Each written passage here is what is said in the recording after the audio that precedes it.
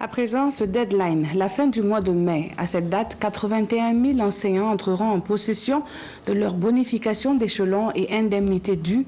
En début d'après-midi de ce vendredi, un procès verbal de discussion a été signé entre les deux parties sur l'épineuse question du statut valorisant les personnels de l'éducation.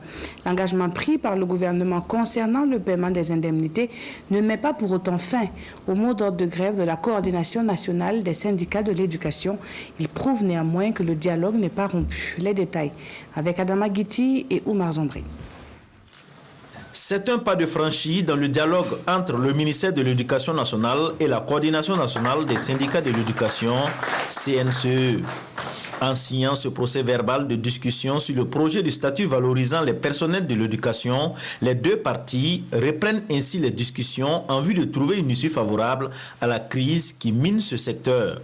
Même s'il y a encore des points de désaccord, le ministre reconnaît que beaucoup d'efforts ont été consentis pour l'amélioration des conditions de vie et de travail des enseignants. Pour la bonification d'échelon, nous avons traité pour environ 19 000 agents sur 114 agents potentiellement attendus.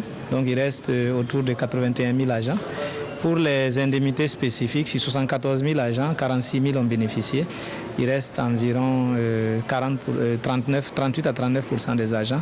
Et pour les indemnités de logement, sur 66 000 agents, 40 000 ont bénéficié, il y a le reste. Donc, hier, nous avons eu une rencontre avec le ministère des Finances, les différents responsables du ministère des Finances et les différents responsables du ministère de la fonction publique et le MENA pour nous accorder pour que les travaux d'appurement de ce passif-là puissent démarrer aujourd'hui. Pour le moment, la coordination nationale des syndicats de l'éducation joue encore la carte de la prudence.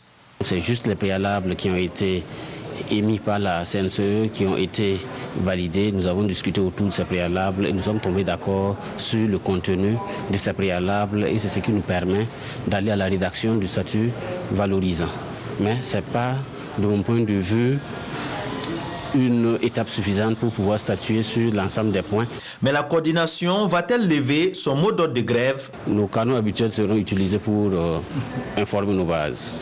Les discussions vont se poursuivre mardi à Koudougou sur le point de désaccord qui reste encore à aplanir. Le ministre Stanislas Ouaro l'assure, le projet de décret sera disponible avant fin mai. Quant à sa mise en œuvre, elle est prévue pour 2020.